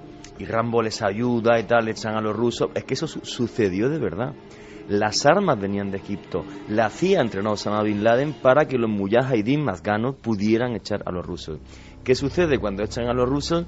Se dan cuenta que han creado una organización con dinero para reventar, con más de 100.000 hombres trabajando en Afganistán, y dice Osama Bin Laden, no amigo, esto de que se acabó la pasta y la paz, nanay de la China. Ahora yo tengo mi pequeño ejército. Y la culpa de todo eso es de Estados Unidos. En cualquier caso... que hay cosas que no casan también en los atentados del 11S. Por ejemplo, como estos terroristas, pocos días antes, se entrenan 3 veces con un avión y luego chocan contra las Torres Gemelas en un punto perfecto. No es fácil. Saben precisamente dónde tienen que dar, dónde tienen que ir.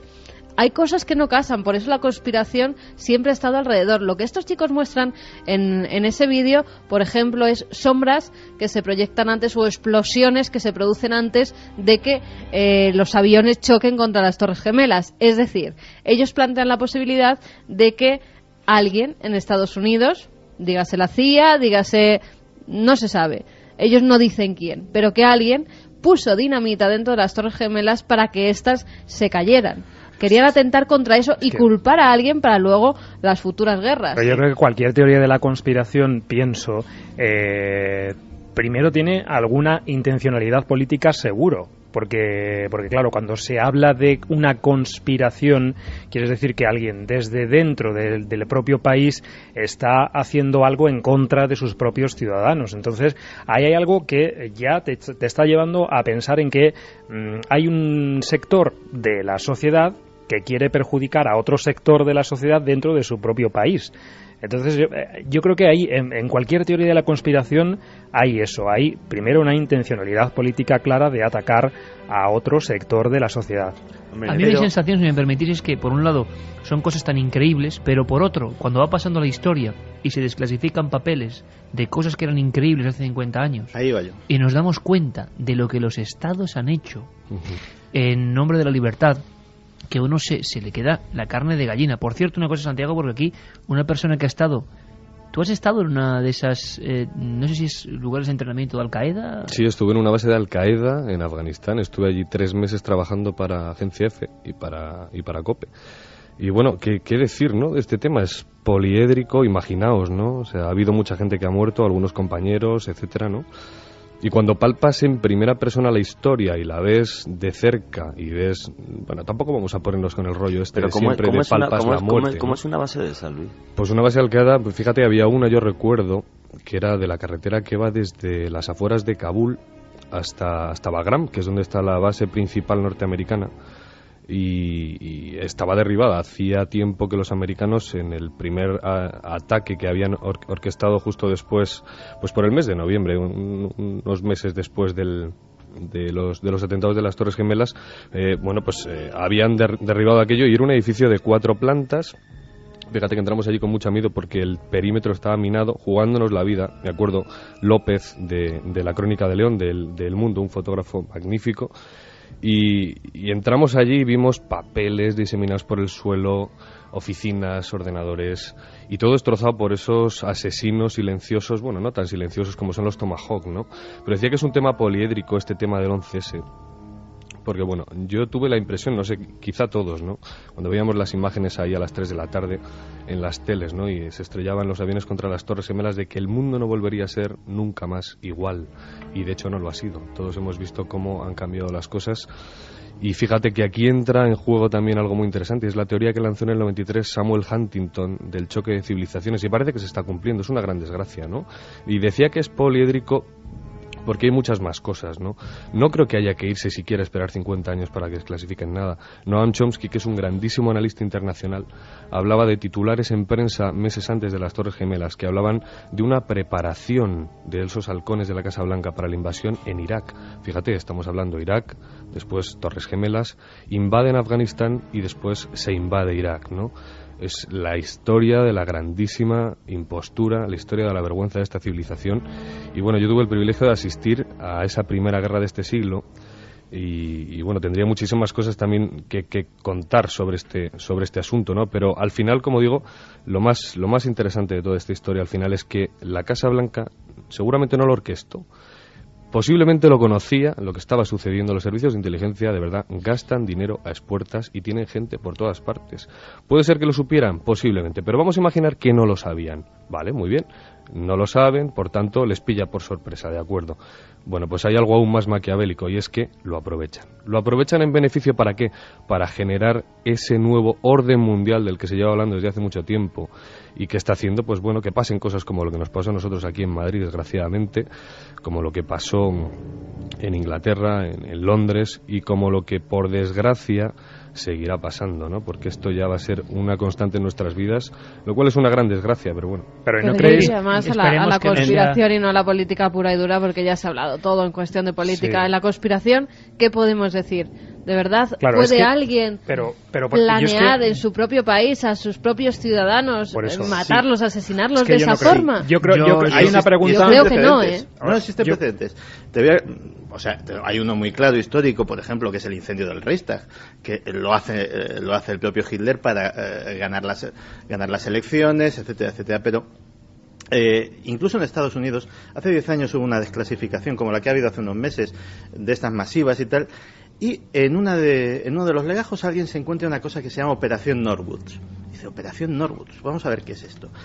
La Operación Norwoods se plantea en los años 60, cuando se está planteando en serio el que haya una intervención militar en Cuba, y es lo siguiente, es el plan para autoatacarse, utilizando a disidentes cubanos, utilizando a los que luego se utilizarían en Bahía de Cochinos, disfrazados de castristas, atacar realmente, o sea, no escenificar un ataque, sino atacar y arrasar la base norteamericana de Guantánamo. de tal manera que daría un pretexto a los norteamericanos para actuar, y eso estaba allí puesto negro sobre blanco. Luego, evidentemente, ese plan no se llevó a cabo, pero desde luego se llegó a plantear y llegó a archivarse en un archivo oficial que luego fue desclasificado. Esas mismas mentes que son capaces de plantear algo así, en otras circunstancias a lo mejor lo hubiesen realizado. Hay documentos tremendos y cuidado, que yo no creo personalmente, y menos Estados Unidos, en mi opinión, que todavía, es mi opinión personal, hay un abismo, ¿no?, entre ciertas mentes y otras, que caramba, se puede criticar a Estados Unidos, pero los otros, madre mía, para mí es el terrorífico, ¿no?, en algunos aspectos, por los condicionantes profundos que tienen en algún aspecto de involución total respecto, por ejemplo, a la democracia. Pero en fin, Santi, hay una cosa que a mí me sobrecogió y que yo recuerdo en uno de tus reportajes, cuando hablaba de que todo nos parece increíble, pero cuando pasa el tiempo la historia nos cuenta que lo que era increíble es que era. Había hasta pruebas con cobayas humanas sometidas a radiaciones en Estados Unidos por su propio ejército. No, eso. Proyecto MKUltra. Evidentemente, eso llegó. Y otros terribles. Llegó a ser investigado por una comisión. Claro, pero una cosa digo también. Por lo menos Estados Unidos muestra los documentos. ¿Qué no se hará en los países árabes, por ejemplo? O en Suecia, ¿no? Claro, que se ha confirmado. Uno de los grandes escándalos, efectivamente, de los años 70 fue cuando el senador Ted Kennedy monta una comisión senatorial para investigar todos los experimentos ilegales realizados por el ejército y los servicios secretos estadounidenses utilizando como cobayas no voluntarios a ciudadanos estadounidenses. Y ahí salen cosas verdaderamente atroces, experimentos con drogas sobre los soldados en Vietnam para fomentar su agresividad, para hacerlos inmunes al cansancio, etcétera, etcétera. Muchos de esos experimentos salieron mal. Cosas tan sumamente pervertidas como contaminar con pequeñas dosis del LSD los depósitos de agua de una pequeña ciudad y luego hacer un baremo de cómo afecta eso a la conflictividad laboral, al absentismo laboral, a la delincuencia, etcétera, etcétera, y tabularlo. Con lo cual todos los poderes, da igual los que sean, dan un poco de miedo en ocasiones, ¿no? Yo, de todas formas, sigo pensando que detrás de todas estas teorías de conspiración en atentados a gran escala como este del 11S, sigo pensando que puede haber, bueno, ya que estamos hablando de hipótesis y de posibles, ¿no?, puede haber también quizás un sentimiento de superioridad por parte de la cultura occidental hacia la cultura árabe. O sea, es como pensar cómo van a ser capaces ellos de hacer una cosa así tan atroz y tan brutal como lo que han hecho en Nueva York o en Washington. Esto no pueden hacerlo ellos, esto ha tenido que hacerse desde dentro, desde aquí, lo hemos tenido que hacer nosotros. Es más, y vamos a ver que hay una muy rápido, por favor, quiero saber qué opina la gente de 4.0 de este tema. Por no meternos siempre con los americanos, ¿por qué muere Alexander Litvinenko envenenado hace unos meses? Alexander Litvinenko, lo que sobre todo intentaba hacer público, y su argumento principal, por el que algo de razón tendría, porque si no, no creo que lo hubiesen eliminado por eso, era que el gobierno de Putin autoprovoca un gran atentado en Moscú sobre un edificio de apartamentos, que mueren centenares de personas, para justificar su intervención en Chechenia. Ese es realmente lo que le da la sentencia de muerte a Alexander Litvinenko. Si hubiese sido una fantasía, no creo que lo hubiesen matado, caramba. O sea, con lo cual, yo creo que en todas partes cuece nada. ¿Sabéis lo que a mí me parece asombroso y a veces sobrecogedor? Y por eso demostramos que Milenio 3 se interesa por todo, ¿no? El misterio es todo. Cuando uno revisa en su propio país, y no hablo de los recientes acontecimientos tristísimos, ¿no?, del 11M, ¿no? Cualquier acontecimiento, incluso de la transición y la democracia, importante, impactante en España, sobre todos ellos, todavía sigue habiendo sombras de duda.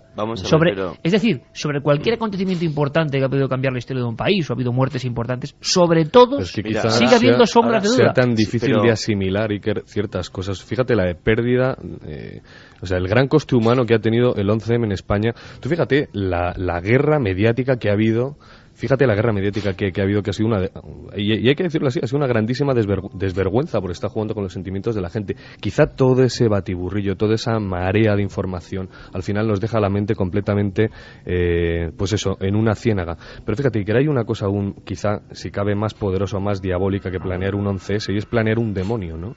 Y un demonio llamado Bin Laden. Porque fíjate, ¿qué es lo que pasaría? Yo no sé si la gente se ha preguntado alguna vez, ¿qué es lo que sucedería si capturaran a Bin Laden? Que, por cierto, en un magistral artículo de Ángeles Espinosa, que es una compañera del País, una reportera de guerra como la copa de un pino, y hay que decirlo desde aquí, una de las mejores profesionales, publicaba algo relacionando la presencia de Bin Laden en la región de Kunar, justo en una región muy montañosa en la frontera entre Afganistán y Pakistán. Y, bueno, otros medios, Washington Post, etcétera, así lo afirmaban, ¿no? ¿Qué sucedería? Tú imagínate, fíjate, vamos a hacer una especie de historia-ficción, ¿no? ¿Qué sucedería? Peligros, ¿eh? ¿Qué sucedería? Claro, sí, pero ¿qué sucedería si capturan a Bin Laden? ¿Qué sucedería, Iker? Vamos a ponernos en la situación. Dímelo tú, porque yo desde luego no lo sé. Han generado un demonio, capturan al demonio y ahora tienen un gran mártir. Imagínate. Bueno, vamos a ver, porque esto es tremendo, ya sabía que iba a pasar esto, sabía que iba a pasar esto. 7640, volveremos sobre esto en el futuro, si queréis vosotros, que sois los que mandáis en este programa. 7640, palabra clave Milenio, milenio3@cadenaser.com, porque ahora vamos con la cienciología, que me interesa saber de eso, porque no sé. ¿Qué dice la gente? Cristóbal desde Lucena nos dice que hay de la voladura del Maine, a causa de eso perdimos Cuba. Claro, es que todos los acontecimientos importantes están envueltos de tinieblas, ¿eh? La prueba de implicación del gobierno está en la ausencia de cazas en el tiempo que va entre los dos impactos. ¿Por qué no se derribó el segundo avión? No vamos a comentar, ¿vale? Simplemente vamos a ver lo que piensa y pulsa la gente.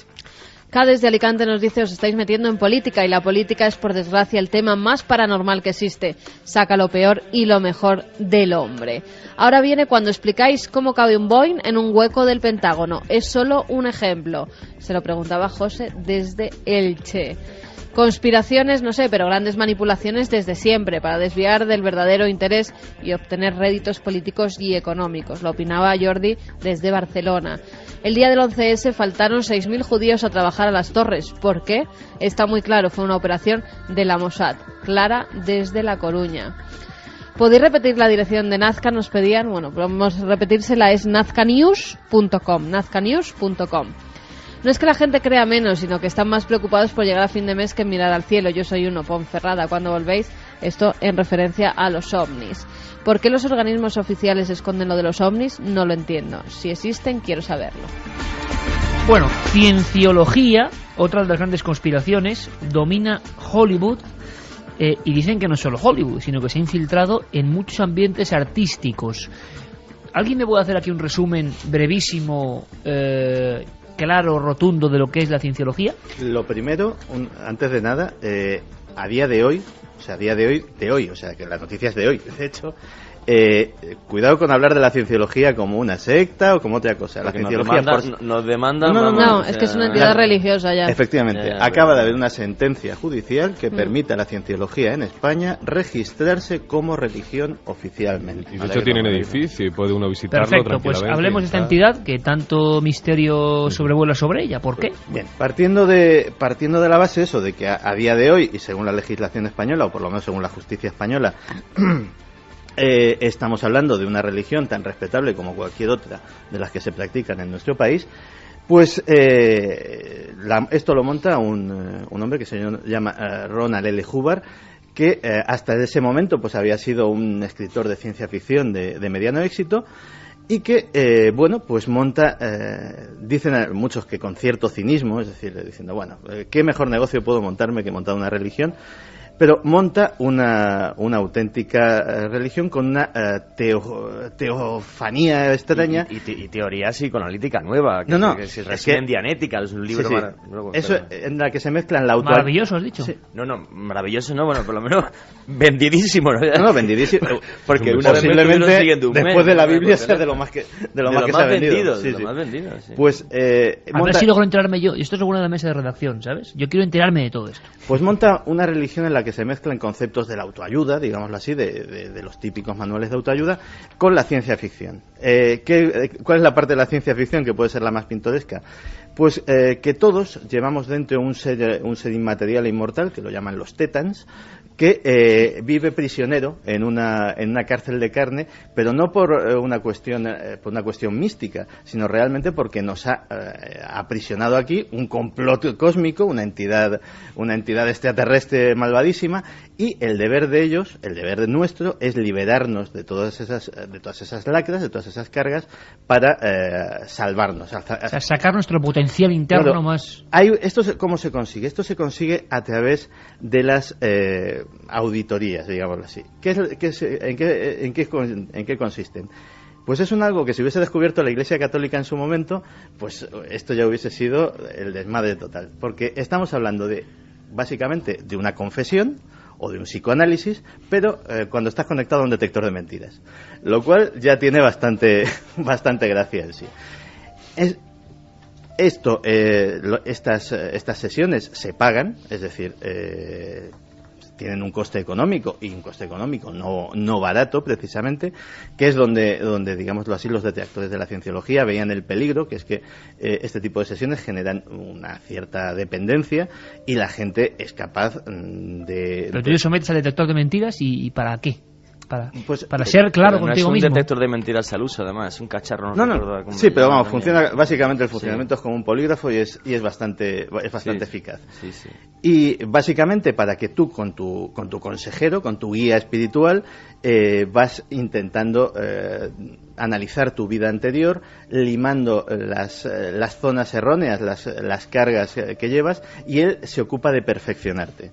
Y esto va organizado, pues como tantas otras organizaciones de este tipo, por grados. Tú vas ascendiendo de grado hasta llegar a un estado en el que se supone que ya eres más o menos perfecto para un humano corrientito. Y eso ha ido creciendo y atrapando, bueno, el ejemplo clave es Tom Cruise, ¿no? Sí, lo que pasa que lo de las celebridades se ha dado a conocer ahora por Tom Cruise, pero ya en 1955 había toda una lista de celebrities que querían entrar en cienciología. Más bien que Ron Hubbard quería que entraran en su cienciología. Es más, hay un proyecto que se llama Proyecto Celebrities, y en él, pues mira, invitaron a gente famosa que luego no entró, como Hemingway, John Ford, Bill Crosby, Pablo Picasso incluso, o Walt Disney. Ahora sabemos que el de Mojácar estaba ahí, Walt Disney. Muchos de los actores de Hollywood hoy en día sí que pertenecen a eso, y además hacen reuniones entre famosos, entre actores, gente pudiente, que al parecer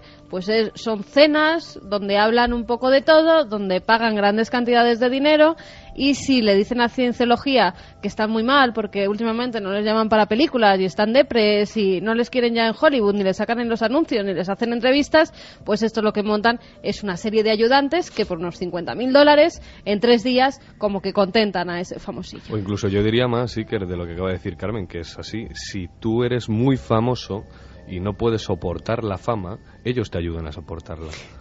Soportar la fama. Vamos a ver, es que la cienciología se basa en lo siguiente. Hubbard tiene una teoría, como bien decía Santiago, es que nuestro cuerpo, digamos, es una jaula de carne a nuestro espíritu. Entonces él llama a esas barreras a nivel psicoanalítico, todo esto se puede leer en el libro de Dianética, las llama engramas. Entonces él replantea todo. Pero bueno, que esto sale todo de su filosofía, digamos, espuria. Su filosofía psicoanalítica. Sí. No era psicólogo como... Pues se la inventó, vamos. Efectivamente, vamos. Pero bueno, entonces pues hay toda una serie de técnicas de autoayuda que él va desarrollando además porque conoce bien ciertas filosofías orientales. Y, como bien decía Santi, tú haces yoga y tú te sientes mucho mejor haciendo yoga si tienes estrés. Sí, claro. Es que no es ninguna... O si tú haces tai chi, te sientes mucho mejor. Pues eso es lo que hace Ronald Hubbard, creando cienciología y dándole un toque, pues eso, mucho más espiritual y con gente famosa, historias... O sea, hizo una especie de popurrí del mundo de la autoayuda y de la nueva era. Claro, efectivamente. El triunfo de cienciología es que se basa en cosas que realmente te sientan bien. Lo de los engramas posiblemente, con mi respeto, sea una chorrada del 24. Pero si tú haces tai chi, haces meditación, haces hipnosis y haces toda una serie de técnicas de relajación, es que te vas a sentir mejor. Y luego, y él le da una cobertura, digamos, a nivel publicitario y mediática como religión y bueno, y triunfa. Y luego hay una cosa muy bonita que es cuando ya llegas a formar parte de la organización del mar. Cuando ya te has liberado de todos tus engramas negativos, ya eres perfecto, digámoslo así, pasas a formar parte de la organización del mar, que es... Tú conoces esto muy bien, ¿eh? Que es la élite de la... Será una de las celebrities que vayan seguro, ahí. Sí, seguro. A mí me invitaron, ¿eh? Mira, Que es la élite del... No, famoso no sé, pero me invitaron. A mí me regalaron el libro. A mí también. A mí también. En una feria del libro, estaba firmando y vinieron con el libro en la mano. Y me hicieron una foto en ese momento. Pues luego tú se lo regalaste a alguien porque no lo querías ni tener. La organización pues del pronto mar vamos tiene a ver, uniformes que son muy bonitos, son como de oficial de la Armada y tal. Sí, hombre. Y, o sea, sí, tienen sus... y tú te comprometes a formar parte de la organización del mar, agárrate, no de por vida, durante 1.000 millones de años. Hala. Y Es que decir, vengan a reclamarte. Efectivamente. O sea, cuando ya pasas a formar parte de la organización del mar, esa pertenencia es un compromiso durante 1.000 millones de años al que tienes que servir a esa organización. La conclusión es cómo este tipo de ideologías de la nueva era. Lo que pasa es que esto no parece que tenga tampoco ningún peligro, ¿no? No sé. ¿Por qué hay críticas a esto? Yo creo, me gustaría saberlo también. ¿Por qué hay... Lo que ha pasado con esto, bueno, yo creo que habría que hablar un poco desde el origen, ¿no? Es decir, antes hablábamos sobre los experimentos del ejército americano en la exploración con LSD de una comunidad de personas, etcétera, etcétera, ¿no? Y ver el comportamiento, cómo es un montón de sustancias más poniendo en peligro la salud de un montón de gente. Pero fíjate, de esos estudios luego, como siempre pasa, de lo militar a lo civil, se derivaron un montón de cosas, entre ellas algunos estudiosos de la conciencia de los años 50, 60, 70, como por ejemplo Stanislav Grof o Ken Wilber. Grande Stanislav Grof. Rescatan lo mejor de todo aquello, de todo aquel pasaje tan oscuro de nuestra historia y descubren un montón de cosas de nuestra personalidad, de cómo nos sentimos muchas veces atrapados por ciertos centros traumáticos que están en nuestra conciencia, en nuestra personalidad, desde que somos pequeñitos, incluso fíjate, desde que estamos en el útero materno. Y creo recordar, todo el mundo se acordará de cuando echamos el reportaje sobre Antonia Tamayo, esa chica que se había perdido en el campo durante 3 días y había estado sola, etcétera, y un compañero nuestro pues conseguía mediante sofrosis, una especie de técnica, etcétera, sacar a la luz toda esa información de nuevo, hacérselo recordar, hacérselo consciente, y a partir de ahí aquello dejaría de ser traumático. Bueno, el planteamiento de Dianética o de cienciología es muy muy parecido y realmente funciona. Tom Cruise no es idiota, tampoco el de Fiebre de sábado noche, no recuerdo ahora el nombre. John Travolta, que también le es uno... de haber cenado y comido con ellos todos los días, vamos. Bueno, yo ¿Tú sabes si es idiota o no es idiota? A lo mejor sí que lo es. Bueno, y no lo sabemos. Muy tonto no creo que sea Tom Cruise. Yo no creo que sea. Y sobre todo tiene mucho dinero como para... Yo tampoco, pero que no le conocemos para ¿no? opinar así personalmente de él. Hombre, yo sí que tuve la oportunidad de conocer a Penélope justo cuando estaba con ella, y además yo recuerdo que me contó que había ido al centro de cienciología, ¿no? Sí, al centro de cienciología, 2 días antes o después iría, ¿no? Sin ir más lejos, ¿no? Lo cual, aquí en Madrid hay un centro, cualquiera puede ir y demás, pero bueno, yo a lo que me refería finalmente es que ellos lo que han utilizado es un mapa, una técnica, como hay otras tantas más, por las cuales, bajo ciertos impulsos, por ejemplo, bajo sofrosis, hipnosis, etcétera, pueden sacar a la luz un montón de contenidos personales que nos hacen daño y que en algún momento nos pueden liberar. El problema es cuando, y me gustaría acabar, el problema es cuando... Sí, porque llevas 3 horas y no paras, acaba ya. El problema es cuando controlan tu dinero y tu voluntad, y yo no sé si Dianética es el caso, pero yo a lo que me refiero es que hay un montón de terapias alternativas que van por esta línea, y lo que hace falta es alguien muy, muy responsable, como Manuel Almendro, con una grandísima capacidad, sobre todo pero que ética tiene que ver y esa moral. persona con cienciología. ¿Qué te paga por publicidad, Pues Manuel Almendro? Pues no, porque no he dicho el nombre de su empresa, pero en realidad lo que estoy hablando es de el mismo esquema. Yo no estamos creo que hablando, sea el mismo esquema, estamos Luis. hablando de la psicología del futuro y la psicología no. transpersonal, y estos pájaros, o como sean, lo han utilizado muy en su favor y otra gente lo utiliza como un médico. Ya has dicho, Iker, que el programa no se hace responsable de los colaboradores, ¿no? Bueno, pájaro no suena demasiado.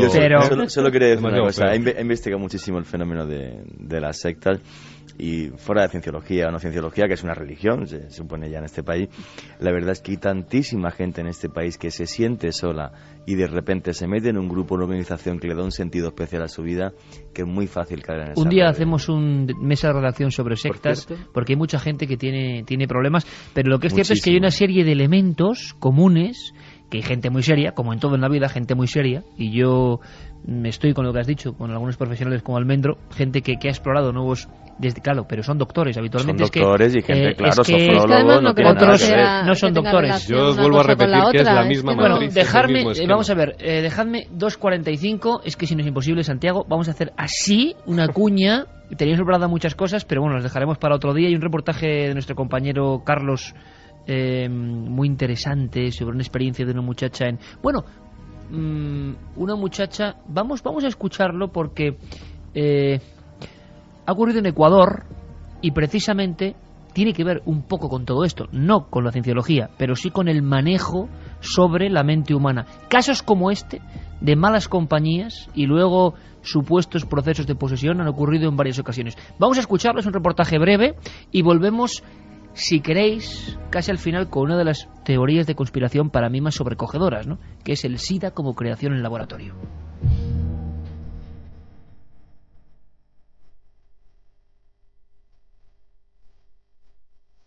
Desde hace 2 años, los habitantes del municipio ecuatoriano de Portoviejo no duermen tranquilos. El conocimiento de que una de las vecinas de su comunidad parece estar supuestamente poseída por el mismísimo demonio no ha hecho más que aumentar los miedos de la que hasta ese momento había sido una apacible comunidad al noroeste del país.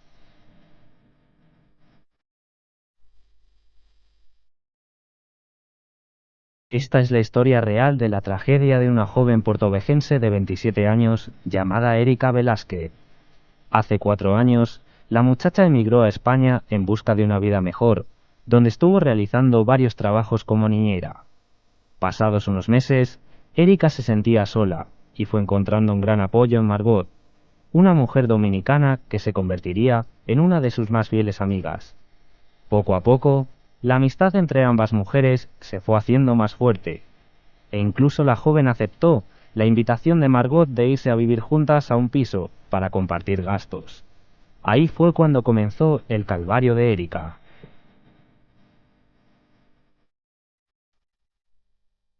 La joven ecuatoriana comenzó a darse cuenta de los planes que Margot tenía para ella, pero ya era demasiado tarde. Fue obligada a renunciar en varias ocasiones de sus creencias cristianas y fue sometida a diferentes tipos de ritos satánicos que incluían la ingestión de bebidas alucinógenas que terminaron por convertir a Erika en un ser irreconocible. Hace 2 años, Erika fue deportada de España debido a que deambulaba sin ningún tipo de conocimiento por las calles y estaba muy enferma.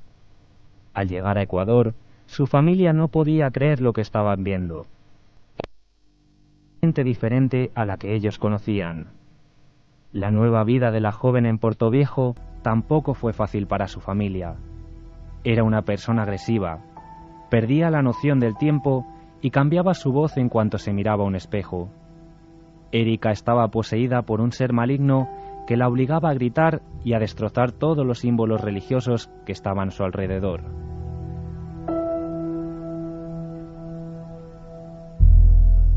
El estado físico y psíquico de Erika ha seguido sin mejorar en los últimos meses. Ha atacado en varias ocasiones a su madre e incluso llegó a intentar arrojar al vacío desde la terraza de su vivienda a su hija de 6 años. Ante tales acontecimientos, la familia de la joven se ha visto obligada a solicitar ayuda a unos pastores evangélicos para someterla a un exorcismo. Wilner Mendoza, periodista del Diario de Ecuador, nos relataba así cuál es el estado actual de Erika. Ella no ha comido en los últimos 20 días, no ha probado alimentos, no prueba agua, no toma nada y está totalmente agresiva. En este momento ella está siendo tratada por pastores evangélicos de una iglesia, de un centro cristiano de la ciudad de Manta. Ellos comenzaron hace 2 días, 7 días de ayuno y de oraciones para tratar de liberarla. Aparentemente ya hay mejoría en el estado de ella, ella ya puede conversar con sus familiares, pero todavía no se puede adelantar uno a dar un criterio sobre el estado final de ella, porque todavía está siendo tratada. No se conocen las causas concretas del estado actual de la joven de Portoviejo, pero parece ser que no ha sido un caso aislado en su familia. Y creo que hubo algún caso en la familia anterior con un pariente, un padre o abuelo, que tuvo el mismo problema.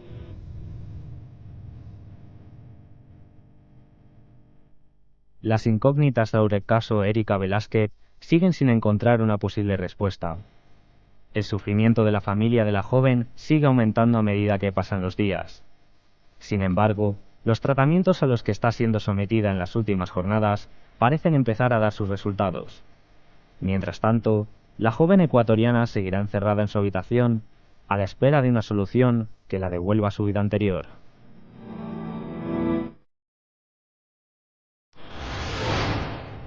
Milenio 3. Cadena SER. Con Iker Jiménez y todo su equipo. Cuéntanos algo desde el otro lado. SMS al 7640. Escribe la palabra milenio, espacio y lo que nos quieras contar. Comentaristas de Milenio 3. Siempre al otro lado. Como vemos, gente que lo pasa muy mal en cualquier rincón del mundo. Y por cierto, Carlos estaba muy soliviantado, Carlos Cala, nuestro compañero, mientras escuchaba el reportaje, porque decía que claro, que hay muchas leyendas urbanas que incluso llegan en los mensajes de SMS y que, por ejemplo, de los judíos y las Torres Gemelas, ¿no? Claro, sí, es que le preguntabas a Santiago. Sí, le preguntaba a Santiago, que es el experto en estas cuestiones. Leyenda urbana. Sí, que si se llegó a comprobar efectivamente que el 11S hubo 6.000 judíos que no fueron a trabajar, ¿no? A las torres. Claro, como explicación que se da de que estaban detrás de los atentados y demás, y me comentaba que no es así, que eso es una leyenda urbana. Y claro, pues yo decía después de oír esto, y estoy seguro de que hay muchísimas leyendas urbanas en torno a este asunto, y hay muchos otros, que claro, que con 3 leyendas urbanas o 4 que te inventes y que difundas por internet y que lleguen a todos los rincones del mundo y que todo el mundo crea en ellas, te inventas una teoría de la conspiración de principio a fin. Me estás contando el gran mal, Carmen. Tú que lees los mensajes, es que mucha gente da por hecho cosas, incluso cosas que nosotros, por ejemplo, aquí hemos negado como si fueran verdad. El nivel de percepción en la realidad virtual del siglo XXI es que es... Y medio mundo dio con el 11S por verdadero, que Nostradamus ya lo había predicho en sus profecías, cosa que era totalmente falsa. Fíjate, el diario El Mundo el 12 de septiembre abrió con una cuarteta de y Nostradamus los telediarios en la puerta que eran completamente falsas.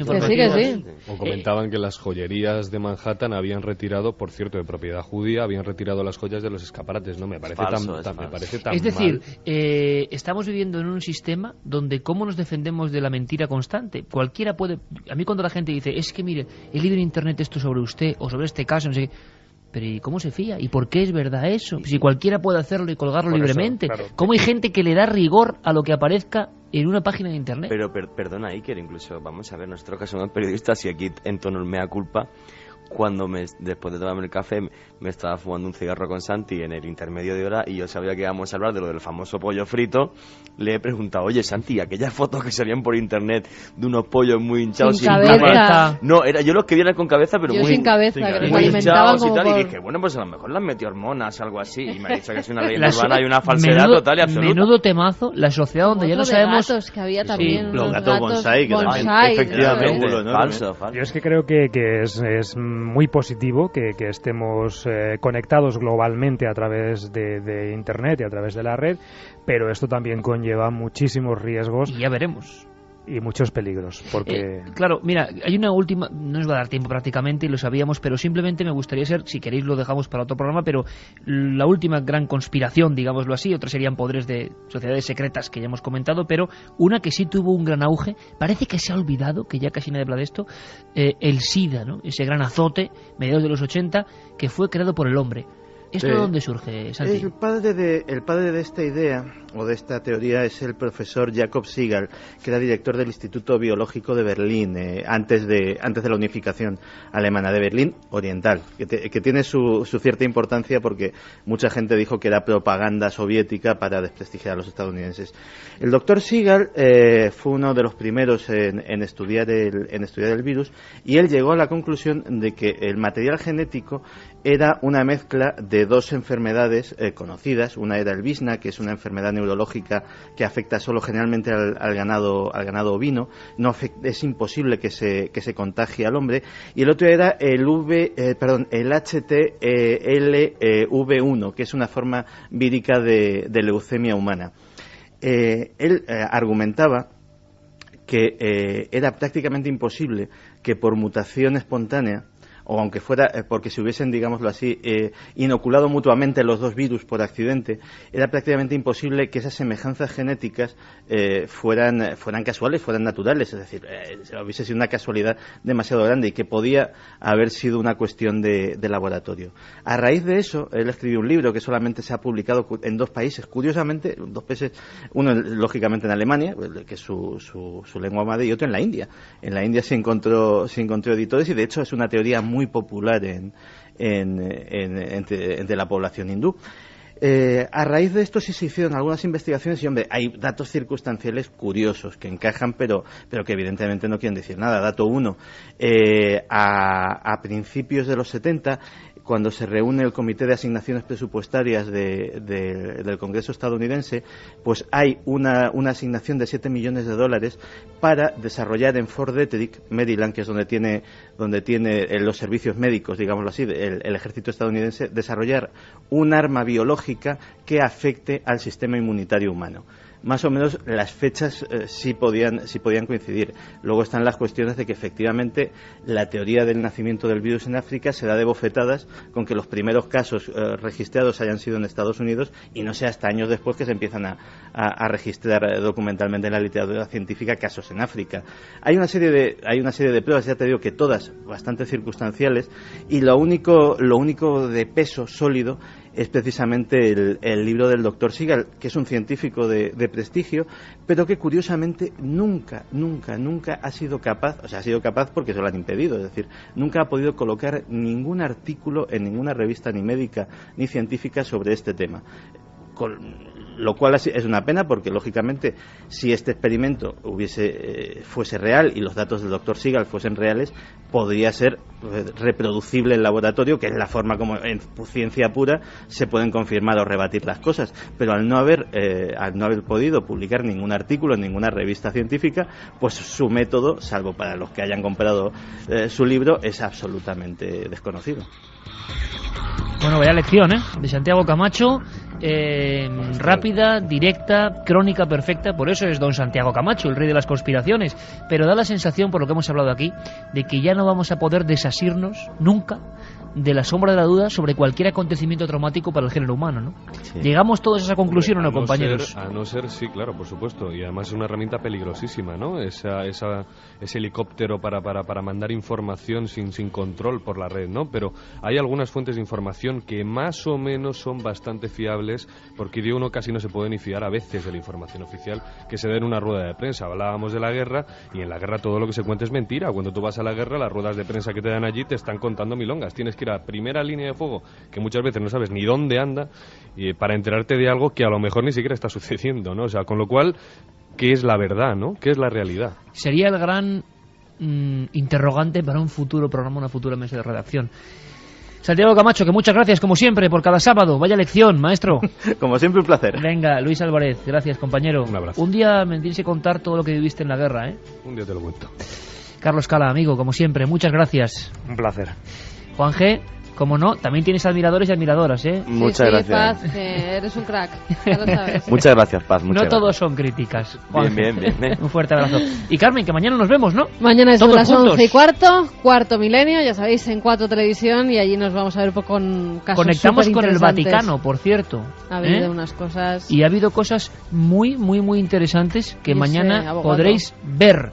Y como siempre, gracias Noel Calero, gracias Carlos Largo, gracias a toda la audiencia. El fin de semana se prolonga mañana en las pantallas de 4. Esta es nuestra mesa de redacción. Sobre todo lo que hemos querido decir hoy es que no nos fiemos de nadie, quizá ni de nosotros mismos. Un abrazo.